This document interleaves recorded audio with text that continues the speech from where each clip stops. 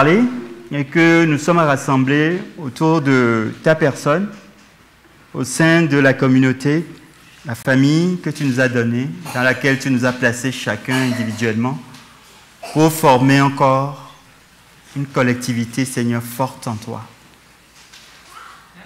Et je veux te remercier particulièrement pour ce que tu fais.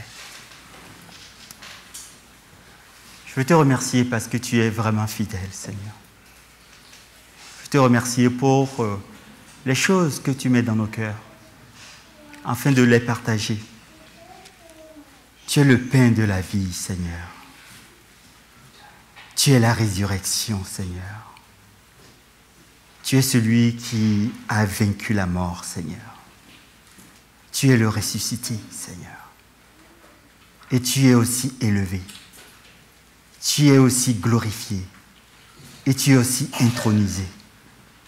Seigneur, que ces choses pour nous aient un sens dans nos cœurs, dans nos vies. En cela, cet après-midi, je veux te bénir. Fais conduire, Seigneur, ces moments de méditation de ta parole. Que par ton esprit, ta parole coule, Seigneur. Que par ton esprit, ta puissance touche nos vies, Seigneur. Que par ton esprit, ton amour nous saisisse, Seigneur. Que par ton esprit, ce qui est encore obscur pour nous devienne lumière, Seigneur. Que par ton esprit, ce qui est encore doute et hésitation pour nous devienne certitude, Seigneur, et foi en Jésus-Christ. En cela, je veux te remercier. Merci de bénir la communauté que nous sommes. Merci maintenant, conduis toutes choses. Prends la direction, Seigneur. Prends le contrôle, Seigneur. Que tes pensées, Seigneur, soient communiquées aux vivants que nous sommes, afin que nous soyons nourris, Seigneur, de ta part. Dans le nom puissant de Jésus, j'ai prié. Amen. Amen. Pouvons-nous donner une main d'acclamation à notre Dieu? Amen. Amen. Oui, le sujet d'aujourd'hui est une continuité finalement de ce que Dieu est en train de faire au sein de la communauté depuis quelque temps. Et notre frère Franklin nous a exhortés pendant une série de trois enseignements sur un sujet très important, et je reviendrai là-dessus tout à l'heure, les disciples, le disciple. Et aujourd'hui particulièrement, je reviendrai là-dessus. Ce que je voudrais dire, comme quelques mots d'introduction, je vais essayer donc de vous dire que nous cheminons dans un même esprit, en fait. Et c'est ça qui est intéressant. Nous cheminons dans un même esprit, et ensemble, et les enseignements que Dieu a souhaité que nous puissions recevoir, ce n'est pas que celui qui apporte, qui donne quelque chose, mais lui-même, il a reçu quelque chose de la part de Dieu. Okay? Donc, si tu ne reçois pas quelque chose de la part de Dieu, il est difficile de communiquer la vie, en fait. Et ce que nous désirons le plus, c'est de communiquer la vie au travers de ce que nous partageons avec le peuple de Dieu. Vous voyez? Si l'évangile n'est pas communiqué dans la puissance du Saint-Esprit, il est radicalement impossible de voir naître de véritables disciples. Et le Seigneur veut que nous puissions aller en profondeur, en compréhension de ce que c'est que le discipulat, c'est-à-dire la vie du disciple. Et aussi de nous en approprier, en fait, afin de pouvoir vivre la réalité de cette vie-là. Okay? La vie du disciple, le message du disciple est au cœur de l'Évangile. C'est à cela que Dieu nous a appelés. Et il nous faut comprendre. Il nous faut comprendre ce que Jésus nous a laissé comme enseignement et ce que les apôtres aussi, inspirés par le Saint-Esprit, nous a laissé comme enseignement. Je voudrais commencer par vous donner, bien sûr, quand on parle souvent du même sujet, je comprends bien que des fois ça peut fatiguer. Alors j'ai une petite anecdote à vous partager pour commencer. On va dire un peu en amuse-gueule, c'est ça? Quand on va dans les restaurants, on commence toujours par des amuse-gueules. Et c'est des trucs que j'ai appris, je trouvais ça assez intéressant. Mais après l'amuse-gueule, tu as l'entrée. Et après l'entrée, tu as le repas, le plat principal. Et après le plat principal, tu as le dessert. Et dans le dessert, tu peux avoir aussi le fromage. Donc on a le fromage et le dessert. Mes amis, quand tu sors de la table, tu es bien répu. Il ne te reste plus qu'à aller faire quelques kilomètres pour perdre quelques kilos. Mais Dieu va faire grâce. Regardez l'histoire d'un chrétien comme nous. En son temps, j'ai noté, et je trouve ça, le titre c'est « Toujours du riz ». Quelqu'un est en train de dire, lui, il est un Africain, donc ça ne m'étonne pas. Tu peux dire toujours du pain aussi si tu veux. On va s'arrêter là. Il y avait dans une ville de Chine, on est bien en Chine, note avec moi Chine, un chrétien qui ne manquait d'aucune occasion pour rendre témoignage de sa foi. Amen. Il parlait. Un jour, un de ses voisins, profondément irrité, lui dit « Vous me parlez toujours de votre Jésus et de devenir son disciple. Vous ne pourriez pas changer de sujet de temps en temps? Ça ne vous arrive pas, des fois? » Sans répondre directement, le chrétien lui demanda, après avoir prié, « Monsieur, qu'avez-vous mangé ce matin? » « Du riz. » N'oubliez pas, on est en Chine. « Et à midi, qu'avez-vous mangé? »« Mais du riz, monsieur. »« Et que mangerez-vous ce soir? »« Mais du riz. »« Qu'avez-vous mangé hier et avant-hier? »« Mais du riz. » Naturellement, du riz, répondit l'homme, de plus en plus étonné. Eh bien, demain, qu'espérez-vous manger? Mais monsieur, je mangerai du riz.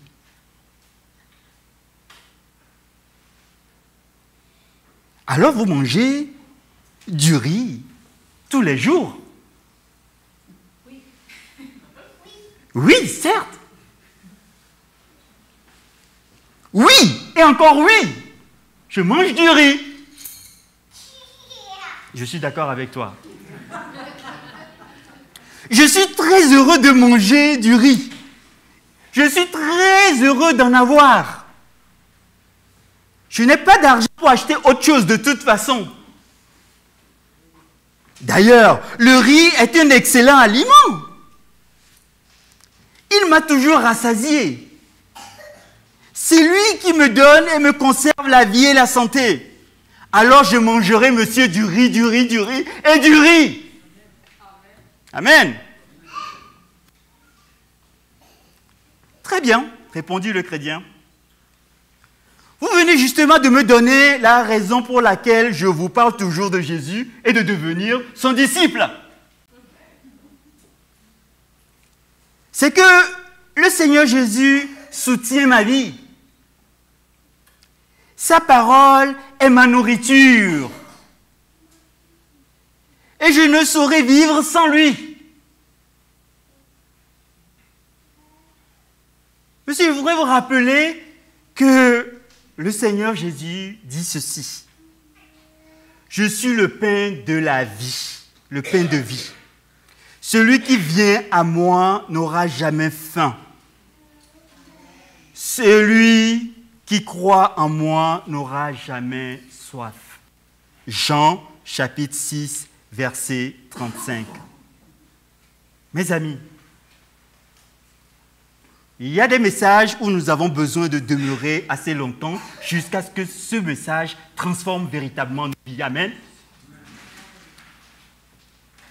Rappelons-nous que cette série sur les disciples, le Seigneur a commencé à nous parler depuis 2019-2020.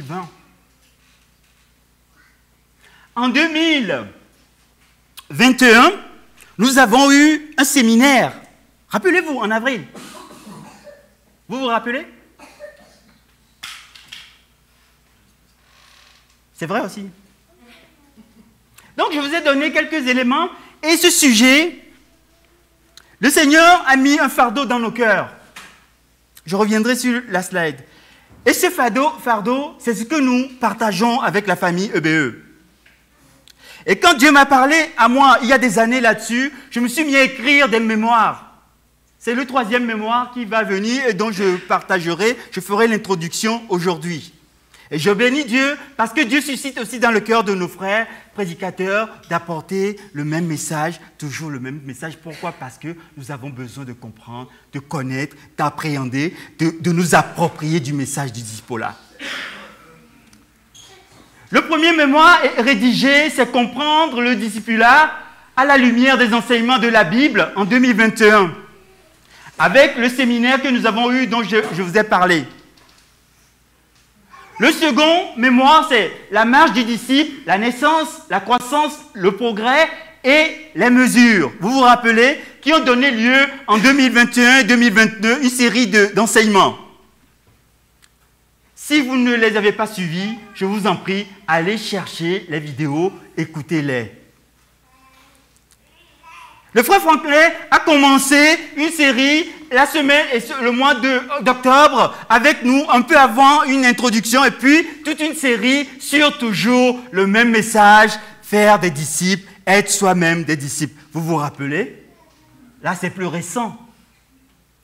Et aujourd'hui, comme ce chrétien qui va parler à son voisin tout le temps de Jésus et de faire des disciples, je viens à nouveau vous dire que ce n'est pas fini. Qu'on va en parler encore beaucoup. Que le Seigneur nous aide. Le travail est important. Pourquoi je vous montre ces choses? C'est que vous puissiez voir toute l'œuvre que Dieu est en train, l'Esprit de Dieu est en train de faire dans nos cœurs. Alléluia. Nous avons besoin que vous priez pour nous. Nous avons besoin du soutien de toute la communauté. La vie du disciple n'est pas un long fleuve tranquille. Dès que les manuscrits seront terminés, je le mettrai à disposition de toute la communauté. Vous savez, c'est comme le riz, c'est gratuit. Il y aura 0 à débourser. Tout ce que je vous demande, frères et sœurs, c'est prier pour nous. Aidez-nous dans la prière. Mobilisez-vous dans la prière, parce que les combats sont terribles. Vous savez, c'est par la grâce de Dieu que je me tiens à nouveau devant vous aujourd'hui. Vu ce que nous traversons avec ma famille ces derniers temps-ci, ça m'a presque fait sourire quand une sœur, dont je me tairai le prénom, qui discutait avec mon épouse, elle n'est pas là parce que ma femme est un peu dans les épreuves, toute la famille, mais c'est comme cela, les choses arrivent comme cela, qui disait, mais Epiphanio, est-ce que tu te sens d'apporter le message du Seigneur cet après-midi? Ma femme, qui a le sens vraiment de l'humour, malgré les épreuves, dit, même sur le lit de sa mort, il continuera de prêcher l'évangile. Donc les sœurs font une conspiration contre ma personne. Mais Dieu soit béni. Ces derniers mois, d'abord c'était la vie de ma mère. Elle a failli perdre la vie, ma mère. Une occlusion intestinale sur une ancienne blessure. Elle a été opérée déjà. Et ça a été compliqué. Mais par la grâce de Dieu, ma mère a été sauvée. Parce que c'est un moment où ma mère faisait beaucoup de progrès avec mon frère, qui est aussi prédicateur aux États-Unis. Et comme une attaque soudaine, elle s'est sentie très très mal. Mais Dieu a permis, et on a pleuré, on a dit Seigneur, permets qu'elle ait la vie. Première attaque soudaine. Certains en sont au courant, d'autres pas, mais ce n'est pas très grave, mais je fais un compte rendu pour vous dire on a besoin qu'on se mette ensemble, qu'on prie. Donc c'est ma mère qui a été touchée. Et puis, deuxième épreuve, aussi difficile, c'est qu'on était sur un projet très important. On a pratiquement contractualisé avec ce projet. Et voici que la personne avec qui on a contractualisé a fait marche arrière. Mais j'avoue que, alors que je discutais avec un frère, et souvent sur le sujet, je lui disais que je voulais attendre que Dieu confirme vraiment là où je mets les pieds. Et c'est un sujet assez important parce que ça remet en question un certain nombre de choses. Mais comme le frère nous disait dimanche dernier, vous savez, nous devons nous voir comme des fonctionnaires de Dieu. Vous voyez, je n'étais pas là dimanche dernier, je vous dirai pourquoi tout à l'heure, mais j'écoute quand même les prédications derrière, parce que j'en ai besoin aussi comme vous. Nous devons nous voir vraiment comme des fonctionnaires de Dieu, que nous ne pouvons pas disposer de nos vies comme nous-mêmes nous le souhaitons. Nous devons nous voir, la Bible dit aussi, comme des ambassadeurs de Christ. Et nous devons nous voir aussi, c'est toujours le message de la parole de Dieu, comme ceux qui ont reçu la grâce de la part de Dieu pour pouvoir être des dispensateurs de la grâce et de la foi. Et si nous ne voyons pas nos vies comme cela, c'est pour cela que bien souvent, quand on discute avec les frères et les sœurs, on se dit « je ne sais pas où je vais », parce qu'on ne se voit pas comme des fonctionnaires de Dieu. C'est bien cela, Franklin. Vous êtes d'accord? Es-tu fonctionnaire de Dieu? Un fonctionnaire ne dispose pas de sa vie comme il veut, dans le cadre de son mandat, ni un ambassadeur. Depuis la Genèse, quand Dieu a créé l'homme, Dieu a voulu que l'homme, Dieu a donné un mandat clair à l'homme. Quand je parle de l'homme, c'est l'homme et la femme. Ok? Un mandat clair, c'est que l'homme doit servir dans le cadre que Dieu a fixé pour lui, l'homme et la femme. Amen? C'est en cela qu'on se retrouve. C'est en cela que Dieu nous a mis en chacun d'entre nous. Dieu a mis en nous des dons, des talents, des capacités pour que nous puissions le déverser, être au service de Dieu sur la terre. Tant que je ne suis pas convaincu, je dirais même plus, complètement gouverné par ses pensées, je vais tourner très longtemps sur la terre comme un pêcheur. Ça, c'est le langage marseillais, pêcheur. Ils sont au bord de la mer, il doit y avoir beaucoup de pêcheurs. Comme quelqu'un qui n'a pas d'orientation. Jeune homme, jeune fille, si tu ne sais pas où tu vas, c'est que peut-être que tu ne te vois pas comme étant un ambassadeur, une ambassadrice de Christ. Quelqu'un revêtu de l'autorité souveraine de Dieu pour pouvoir agir conformément au projet, au bon projet de Dieu pour toi. Acclame Dieu avec moi parce qu'il est bon. Amen. Dis-toi, dis à ton frère, à ta soeur, Dieu a un bon projet pour toi. Et le frère Franklin nous disait, je fais un résumé, après on ira assez vite, sur les 3 axes de développement du disciple.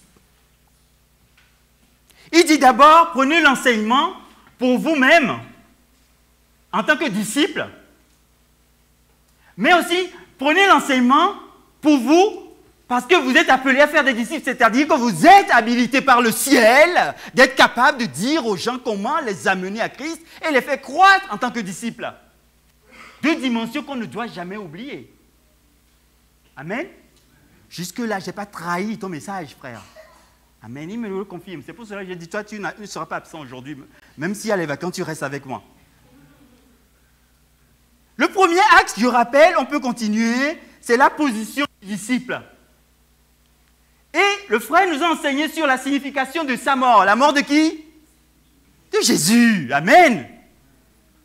Et j'ai rajouté la mort du Seigneur Jésus et ses bénéfices dans la vie du disciple. Parce que la mort de quelqu'un a donné la possibilité de bénéfice à un grand nombre de personnes. Quelqu'un a souffert et toi tu as reçu quoi? Les bénéfices de sa souffrance. Le deuxième point qu'il a abordé, c'est la marche du disciple. Après la position du disciple. C'est la signification de sa résurrection. Pareil, quelqu'un est ressuscité, il s'appelle Jésus-Christ, et quand il est ressuscité, il était emporté avec lui, et vous êtes ressuscités ensemble. Amen. Acclame le Seigneur, parce que la résurrection t'a délivré de la mort. Amen. Et le troisième point, là c'est la marche du disciple, c'est la vocation du disciple, la signification de quoi? De son intronisation. Amen. C'est ça qui montre que notre Seigneur est un roi. Il a été intronisé.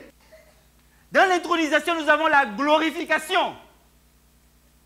Donc quelqu'un, Dieu l'a intronisé, et Dieu a intronisé qui? Tout le peuple des enfants de Dieu avec lui. Et Dieu les a glorifiés avec lui. Amen. Ce message ne vous plaît pas? Bon, la sœur Sophie dit, il est encore en train de nous gronder.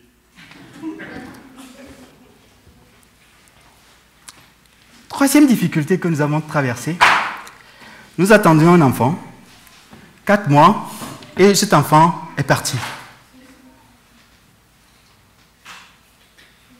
Et donc dimanche dernier, ma femme a accouché. Et je peux vous dire que c'est l'une des épreuves les plus difficiles qu'on a rencontrées jusqu'à aujourd'hui. Je ne sais pas ce que demain nous réserve, mais je sais que Dieu est avec nous. Amen.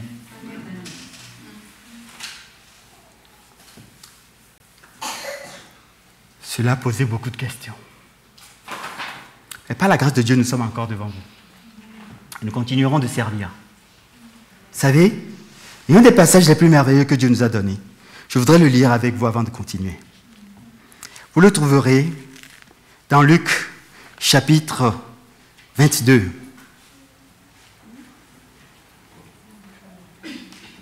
Verset 28. Vous êtes ceux qui avez persévéré avec moi dans mes épreuves. C'est pourquoi je dispose du royaume en votre faveur, comme mon Père en a disposé en ma faveur.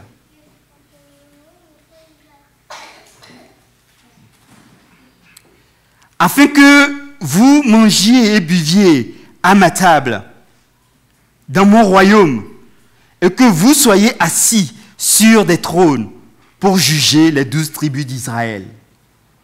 Verset 31. Le Seigneur dit, Simon, Simon, Simon, vous, c'est-à-dire parler à tous les disciples, vous, Satan vous a réclamé pour vous cribler comme le froment. Mais j'ai prié pour toi, Simon, afin que ta foi ne défaille point. Et toi, quand tu seras revenu, affermis tes frères. Amen.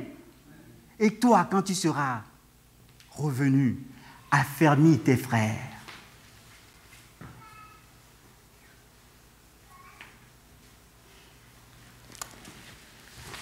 L'épreuve dans la vie du chrétien, du disciple, l'aide à laisser Dieu l'émonder, le purifier, le changer, le transformer. Et lui dire, Seigneur, je suis totalement à toi. Je ne dis pas que l'épreuve est facile. C'est facile de personne pour personne. On a eu vraiment beaucoup de témoignages d'amour de votre part. Merci, merci, merci. Ma femme m'a dit, dis-leur merci. Merci de notre part. Vous nous avez encouragés. On est une vraie famille. Et quand on dit, et on l'a toujours dit, tous les prédicateurs qui passent par ici, on le dit, nous sommes une véritable famille. Et personne ne changera ça.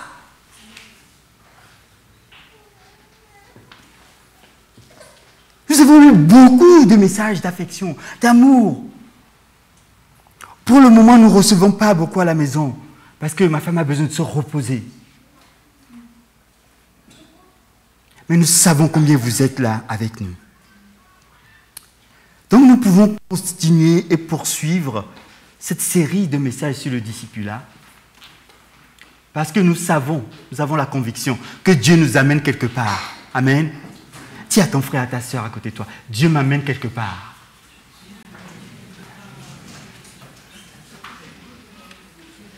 Donc la semaine, pas cette semaine, la semaine qui vient, nous allons avoir notre semaine de croisade de prière et de jeûne qui aura lieu du 31 octobre jusqu'au dimanche 6 novembre avec le samedi 5, un temps spécial. Venez à ce temps spécial. Il y a des choses qui se font. Ce temps spécial, c'est aussi le temps de jeûne et prière. C'est aussi le temps où on aura un séminaire en présentiel sur le même sujet. Quoi? Dites-moi, de quel sujet il s'agit? Du riz. Et encore du riz. Amen. Remercions le Seigneur pour le riz qu'il nous donne. Amen. Parce qu'il est le pain de la vie. Donc aujourd'hui, je voudrais juste vous donner un peu quelques éléments introductifs de la série de 3 messages que je vais vous apporter par l'aide du Seigneur sur le discipulat, mais avec une question très claire. Ok? Ce que j'appelle le manuscrit, je vous ai montré, le mémoire s'appelle donc le disciple et l'art de servir Dieu. Et une question, es-tu disciple du Seigneur Jésus-Christ? Es-tu un vrai disciple du Seigneur Jésus-Christ? Pourquoi il est important pour nous de pouvoir plonger nos regards là-dessus, et on fera bien le lien entre ce message et cette série qui va venir avec les différents axes que Franklin nous a apportés par la grâce de Dieu. Amen. Pour qu'on ait une structure et que dans notre tête, ça commence à prendre place et dans notre cœur surtout. Amen. Il faut que le message prenne place dans ton cœur. Si le message ne prend pas place dans ton cœur, il est des fois difficile de pouvoir s'en approprier, de pouvoir exercer. Je le voyais dans la vidéo, il disait « teste-le ». Et moi je viens, je dis « teste-le mon frère, ma soeur ». Mais bon, je ne peux pas jouer Franklin, donc je vais me contenter de jouer Epiphanio. Es-tu un vrai disciple du Seigneur Jésus-Christ? Est-ce que tu t'es déjà posé la question de savoir, est-ce que dans les Saintes Écritures, il y a des endroits, il y a des enseignements, il y a des révélations sur qui est disciple et comment on reconnaît un disciple, un vrai, d'un follower? Et le follower, il vient quand il a des avantages. Quand ça commence à être difficile, le follower dit, écoutez, ciao. Ton histoire de croix là, tu vas la prendre toute seule, moi je vais continuer. Amen? Amen. Oh là là, mais toi, amen. Amen. Au moins, elle m'encourage. Dieu soit béni. Donc, je vais juste introduire aujourd'hui. On est d'accord? Sinon, ce sera trop long. Amen. Non. Amen. Alléluia. Gloire au Seigneur. Alléluia. Je voudrais commencer par rappeler les grandes vérités encadrant l'appel du disciple. Avant de répondre à la question, es-tu vraiment disciple? Quelles sont les grandes vérités qui encadrent l'appel du disciple selon le Seigneur Jésus-Christ? Je reviendrai sur le... Et pour le rappeler, bien sûr, comme mon frère anticipe, parce qu'on a travaillé fort ensemble là-dessus, tu peux l'afficher. Nous allons lire dans Luc chapitre 6, versets 39 à 49, mais on insistera sur certains versets que d'autres, pour montrer pourquoi c'est nécessaire en fait. Luc chapitre 6, versets 39 à 49. Voulez-vous qu'on se lève, ceux qui peuvent, qu'on puisse lire la parole de Dieu, s'il vous plaît? Luc chapitre 6, versets, ceux qui peuvent se lever. On va lire ensemble la parole de Dieu. Jésus leur dit aussi cette parabole. Lisons ensemble. Un aveugle peut-il conduire un aveugle? Ne tomberont-ils pas tous deux dans un fossé? Le disciple n'est pas supérieur à son maître, mais tout disciple bien formé sera comme son maître. Amen. Pourquoi vois-tu la paille qui est dans l'œil de ton frère et ne remarques-tu pas pour qui est dans ton propre œil? Ou comment peux-tu dire à ton frère, frère, laisse-moi enlever la paille qui est dans ton œil, toi qui ne vois pas la poutre qui est dans le tien? Hypocrite, enlève d'abord la poutre de ton œil et alors tu verras clair pour retirer la paille qui est dans l'œil de ton frère. Verset important. Un bon arbre ne porte pas de mauvais fruits, ni un mauvais arbre de bons fruits. En effet, chaque arbre se reconnaît à son fruit. Amen? Amen. On est d'accord? On est d'accord? On est bien d'accord? On ne cueille pas des figues sur des ronces et l'on ne vendage pas des raisins sur des ronces. Amen? Amen. On continue. L'homme bon tire de bonnes choses du bon trésor de son cœur. Et celui qui est mauvais tire de mauvaises choses du mauvais trésor de son cœur. En effet, sa bouche exprime ce dont son cœur est plein. Pourquoi m'appelez-vous Seigneur, Seigneur, et ne faites-vous pas ce que je dis? Je vais vous montrer à qui ressemble tout homme qui vient à moi, entend mes paroles et les met en pratique. Il ressemble à un homme qui, pour construire une maison, a creusé profondément et a posé les fondations sur le rocher. Une inondation est venue. Le torrent s'est jeté contre cette maison sans pouvoir l'ébranler parce qu'elle était fondée sur le rocher. Amen.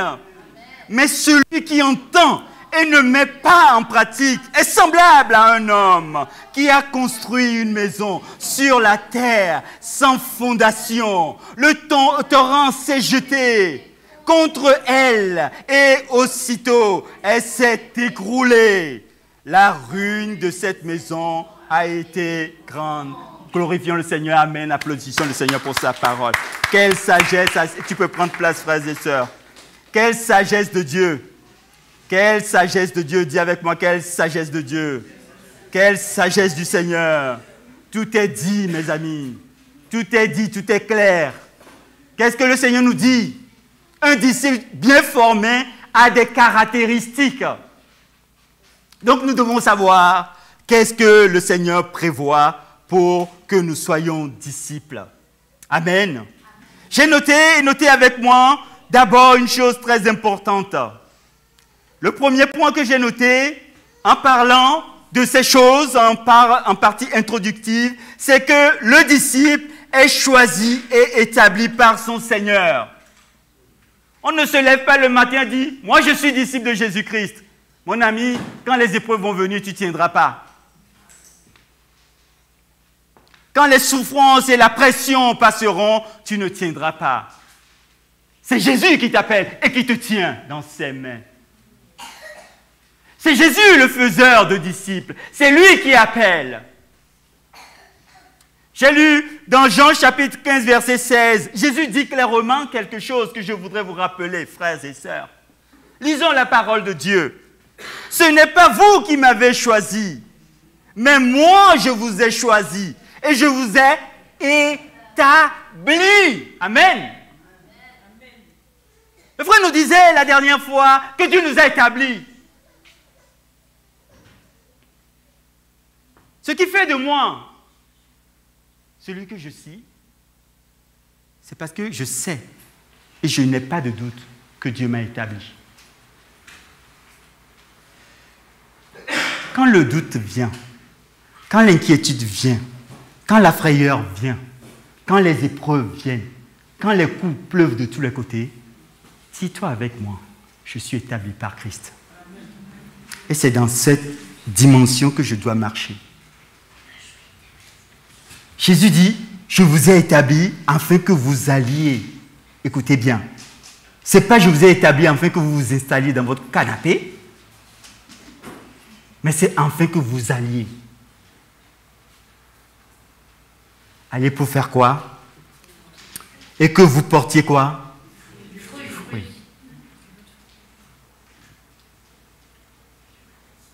Un arbre qui porte du fruit, ça se voit, non? En tout cas, dans mon village d'où je viens, les arbres fruitiers, on voit les fruits. On les attend même impatiemment. Et quand ça ne porte pas beaucoup de fruits, quick. Rappelez-vous que Jésus en a parlé de ça aussi, du quick. Non pas pour nous faire peur, mais qu'on réalise notre responsabilité. Jésus n'est pas là pour venir faire peur aux gens, parce qu'il est l'incarnation même de la mort. Et ce n'est pas amour qu'il dit. Devenez sur la terre ce pourquoi je vous ai créé. Devenez sur la terre ce pourquoi je vous ai créé. Devenez sur la terre ce pourquoi je vous ai créé.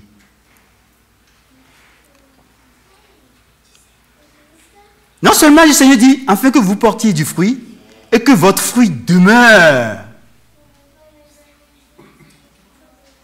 Afin que ce que vous demanderez au Père en mon nom, il vous le donne. Dieu travaille toujours dans la durée, en fait. Je vous ai donné un secret de la foi chrétienne. Ne prends jamais de décision définitive sur des problèmes qui sont temporaires. Ne rejette pas Dieu, l'amour de Dieu, la compassion de Dieu, la miséricorde de Dieu, la guérison de Dieu, la délivrance de Dieu, le salut de Dieu, parce que tu traverses un temps difficile. Ne maudis pas Dieu parce que c'est compliqué pour toi. Ça arrive des fois dans la douleur d'être révolté. Mais Dieu est un père, il comprend. Sauf qu'il ne bascule pas. Ce n'est pas parce que tu as parlé à un moment donné avec révolte, parce que tu traverses la difficulté ou la souffrance, et que tu remets même en question un certain nombre de choses, que tu dois laisser s'installer dans ton cœur ces pensées qui sont juste des pensées de ténèbres pour te ruiner le salut, dans ton salut, je veux dire, et t'éloigner de Christ pour toujours. Ne le fais pas. Parce que Dieu travaille dans la durée. Et Dieu a une vision de l'éternité. En tant que disciple, notre vision doit s'inscrire dans l'éternité avec Dieu. Ce que tu poses comme action aujourd'hui, tu dois toujours te voir comme quoi? Il nous l'a dit. Comme? Tu te vois comme? Comment? Fonctionnaire. C'est pas un gros mot, un fonctionnaire. Vous avez tellement eu des expériences que... je comprends, ça fait mal. Mais c'est bien d'être fonctionnaire. Oui, on a des fonctionnaires. Et voilà. Et je bénis Dieu parce qu'il y a des choses que seuls les fonctionnaires sont habilités à faire.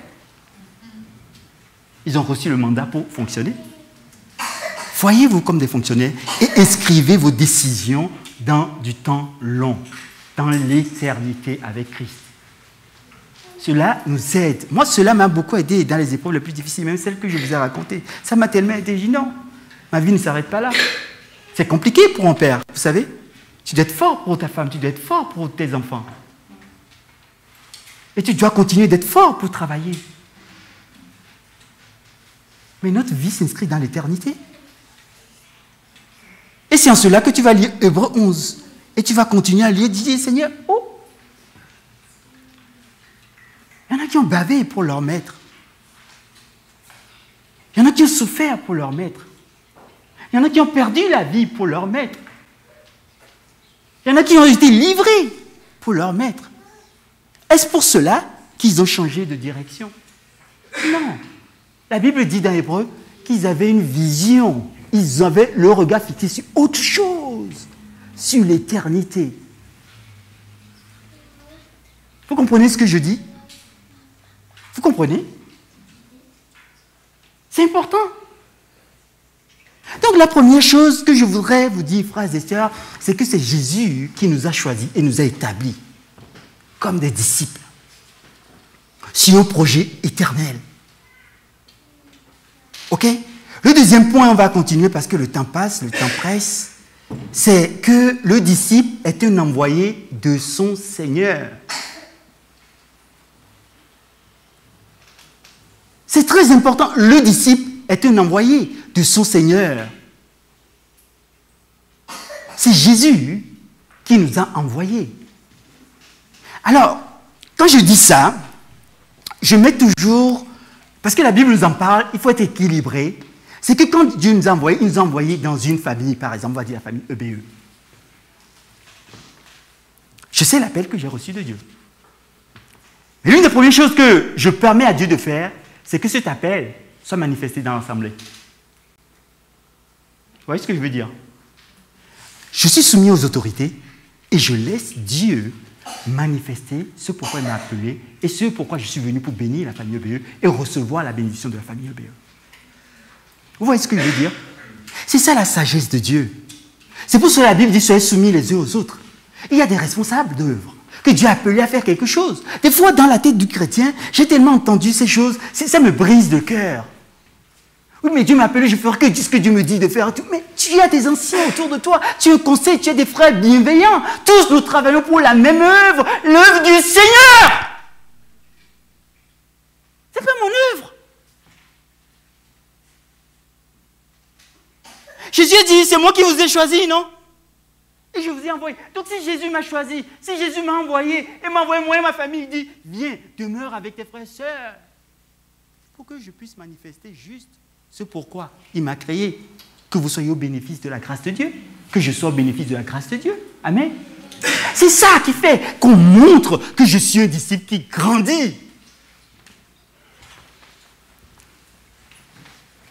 Il a envoyé Jean chapitre 20, versets 19 à 21. Nous lisons ceci.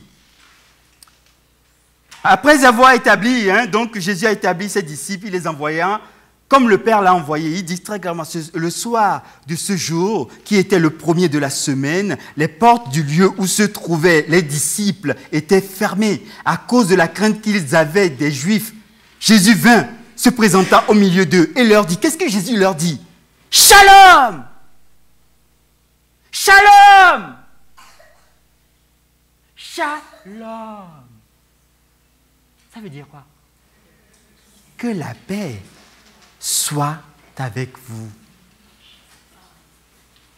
Et quand il eut dit cela, il leur montra ses mains et son côté. Et les disciples furent dans la joie en voyant le Seigneur. Jésus leur dit de nouveau, que la paix soit avec vous. Comme, écoutez bien, comme le Père m'a envoyé, moi aussi je vous envoie.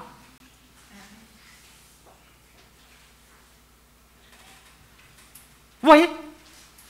Donc, je me vois comme un fonctionnaire. C'est pour, frère, donner des éléments en plus, de grains à moudre et de la réflexion à cogiter pour le peuple de Dieu. Je suis un fonctionnaire. Je ne dispose pas de mon temps comme bon me semble, frères et sœurs. Je n'en ai pas le droit ni la possibilité. Troisième point, le disciple a une mission précise commandée par le Seigneur. Ta mission n'est pas la mienne, frère, sœur. Et je ne cherche même pas à faire ta mission. Pourquoi? Parce que je ne suis pas habilité par les cieux, par l'autorité du gouvernement de Dieu. Je ne suis pas habilité. Vous voyez? Ta mission, elle est à toi parce que Dieu t'a donné la capacité de pouvoir produire des choses que moi je ne peux pas produire. Et c'est en cela que ta présence est nécessaire à côté de moi et moi à côté de toi pour que je bénéficie de ce que Dieu veut faire dans ma vie au travers de ta vie. Oh, quelle phrase compliquée! En simple, Dieu t'a donné des choses que moi je n'ai pas. Dieu m'a donné des choses que tu n'as pas. Donc, ensemble cheminons. Mais jamais je ne cherche ton ministère. Jamais je ferai ce que Dieu t'appelle à faire. Pourquoi voulez-vous que je le fasse? C'est le diable qui nous trompe. Va faire ceci, va faire cela, fais cela, fais ceci, fais cela, fais cela. Tout le monde veut. Mais on n'est pas Shiva, quoi. Ah, ça fait bizarre, de parler de ça. C'est chez les Indiens, vous avez là plusieurs bras, plusieurs mains, faites tout. Il n'y a pas de sens. Dieu nous a fait 2 mains, ça suffit. C'est pour aimer, embrasser. Et pour servir. On ne peut pas tout faire. Donc ta mission est spécifique, ta mission est particulière et cette mission est une réponse. La réponse à cette mission, c'est quoi? C'est le don et les talents que Dieu a mis en toi en tant que disciple. Ce que Pierre était capable de faire, Paul ne peut pas le faire. Ce que Paul peut faire, Pierre ne peut pas le faire. Ce que Jean a fait, Paul n'a pas fait, Jean n'a pas et Pierre n'a pas fait. Ce que Matthieu a fait, les autres n'ont pas fait. Etc., etc. Ce que Luc a fait, les autres n'ont pas fait. Et d'ailleurs, Luc, il était médecin. C'est le seul médecin de la bande.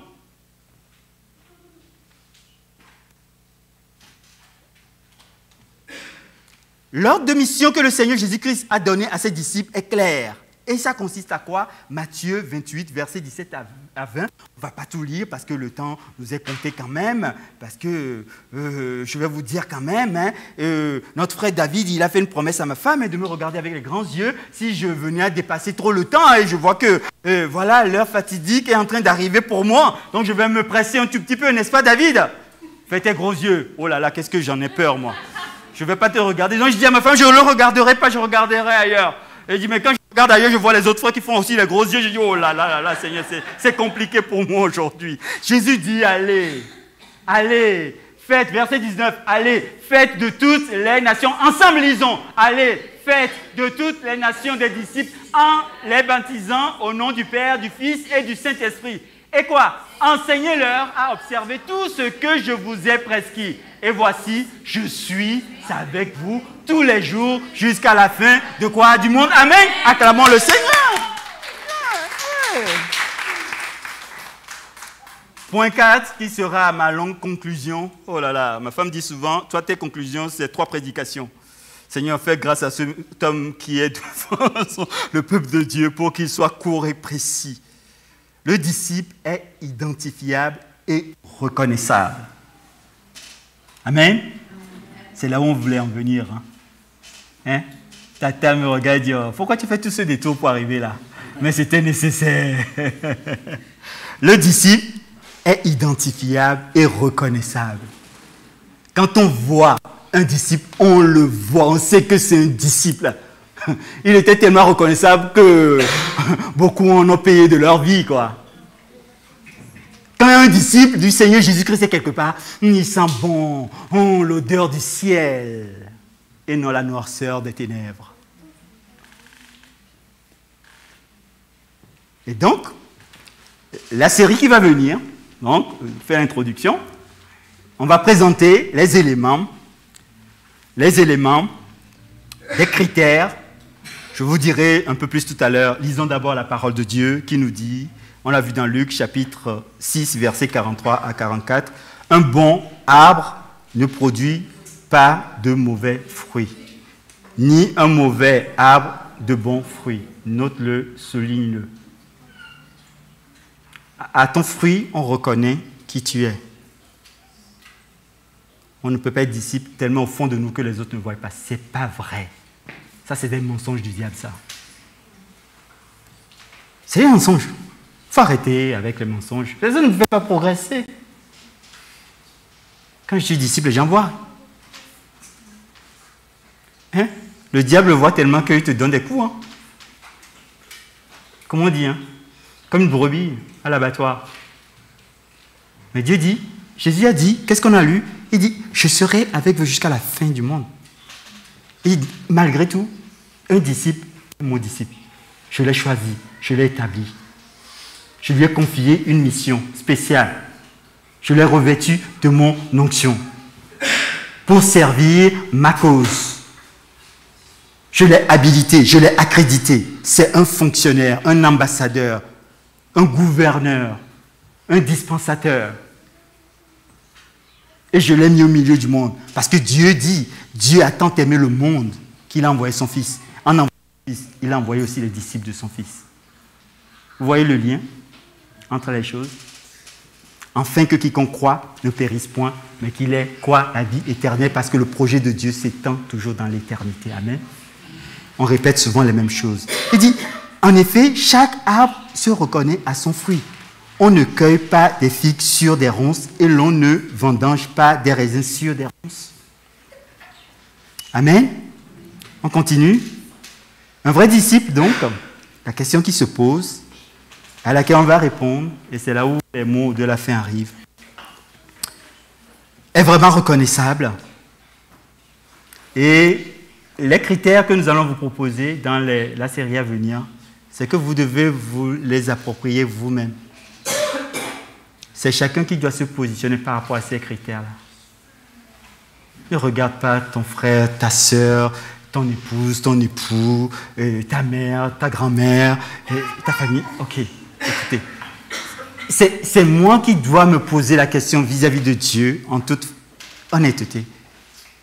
Est-ce que ces critères sont vrais dans ma vie? C'est pas d'être dans la culpabilité. Est-ce que c'est vrai? Si ce n'est pas vrai, alors, Seigneur, aide-moi. Seigneur, apprends-moi. Jésus, soutiens-moi. Seigneur, conduis-moi. Tu as dit que tu seras avec moi jusqu'à la fin, jusqu'à l'éternité. Alors, papa, je veux voir ces choses. Je veux produire du fruit. Je veux produire du fruit qui s'appelle disciple de Jésus-Christ. C'est un bon fruit. C'est mieux que le fruit qui produit, le raisin qui produit du jus de raisin. C'est mieux que ça. Parce que mon fruit transformera vraiment des vies. Guérira des cœurs, conduira une foule de personnes dans l'éternité avec Christ.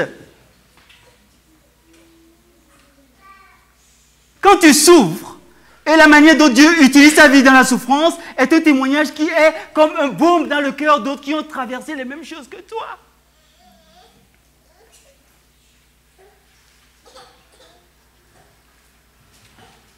Quand tu pleures, tes larmes sont des témoignages vivants de la fidélité, de l'amour de Dieu.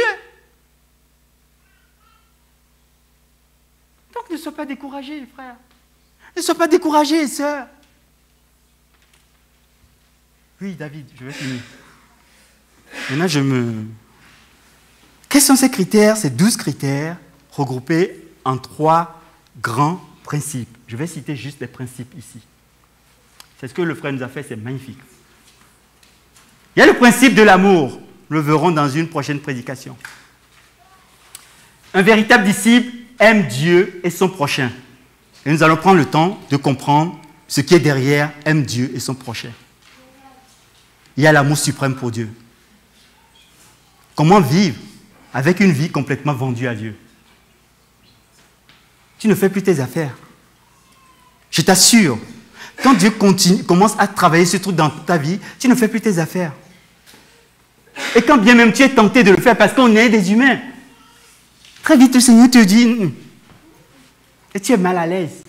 Et tu te repens et tu reviens, Seigneur, je veux que ma vie continue de te servir. 3 critères nous allons voir. Donc ce sera très bref. Le principe de la séparation ou de la mort. Un véritable disciple est mis à part. Le frère en parlait, j'ai écouté sa prédication, est mis à part pour le service exclusif de son Seigneur. 6 critères. Vous voyez, il faut 6 critères pour produire la mort. Eh oui, tellement la chair, elle est vivace, comme les feuilles sauvages, c'est ça, on les appelle les vivaces, c'est ça.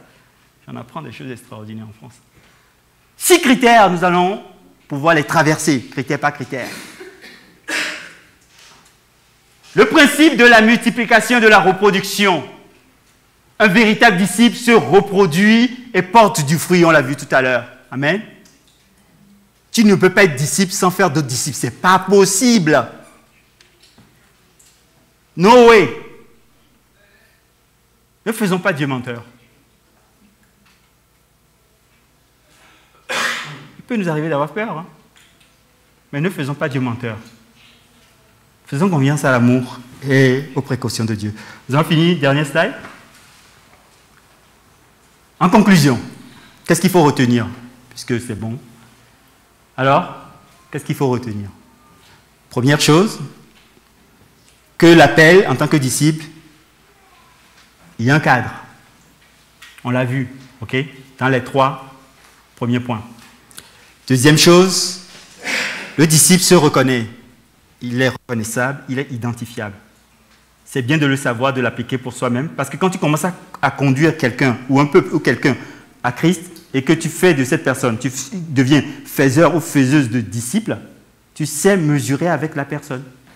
Tu lui montres de façon très concrète, en fait, les aspects de la vie qui sont modifiés, qui sont changés, transformés par l'œuvre du Seigneur dans sa vie, en fait. Tu vois? Tu l'accompagnes vraiment de façon très pédagogique. Tu vois? Pas à pas. Tu vois là où ça ne va pas, tu vas prendre le frère ou la sœur et tu pries avec, et tu marches avec, vous cheminez ensemble. Vous voyez ce que je veux dire?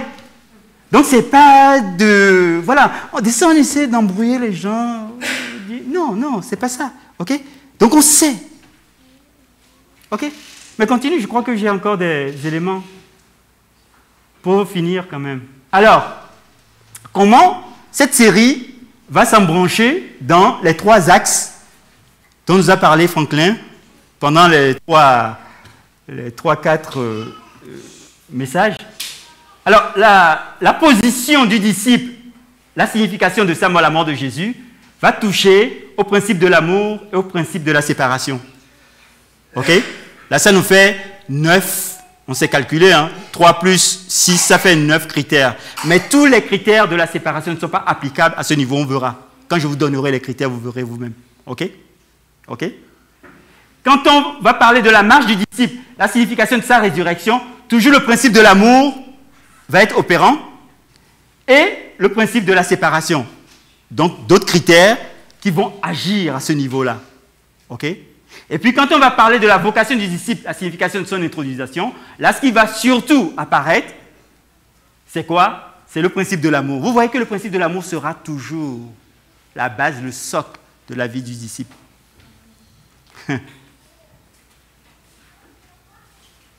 Et c'est là où le principe de la multiplication de la reproduction est évident. Parce que nous sommes assis avec Christ, investis de l'autorité du roi des rois. Et nous savons à un moment donné comment amener les gens à Christ. En vérité, nous avons véritablement de l'impact dans la vie des gens. Nous produisons du fruit. Nous sommes branchés, le Père a dit, nous sommes branchés à qui? Au cep. Et il y a un vigneron qui s'en occupe. Là, nous cheminons vraiment dans le Seigneur. Et nous ne nous laissons plus perturber par toutes sortes de vents de doctrines, de méchanceté, de rigolade. Du riz et encore du riz. Voulez-vous qu'on se lève pour remercier Dieu? Amen. Alléluia. Gloire à toi, Seigneur. Louange et honneur à ton nom. Gloire à celui qui est ressuscité, glorifié, intronisé. Celui qui vit toujours, chacun prie pour lui maintenant. Le message est d'abord personnel. Nous recevons ton message. Nous recevons ton message. Éclaire-nous.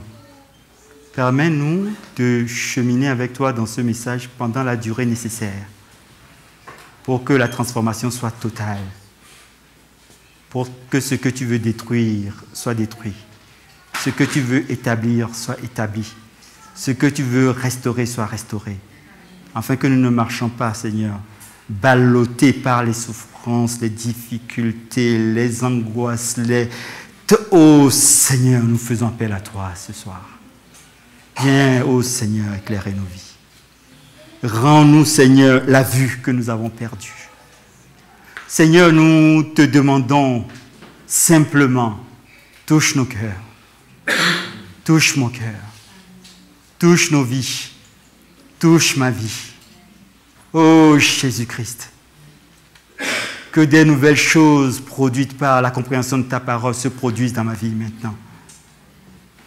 Que par la révélation et l'éclairage de ta parole transforme ma vision du monde.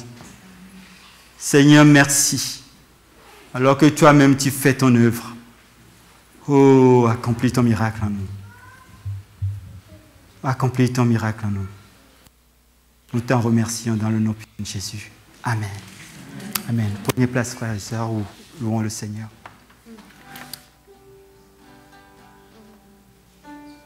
Dans la joie, quand le soleil m'inonde, sur les monts où ta présence abonde.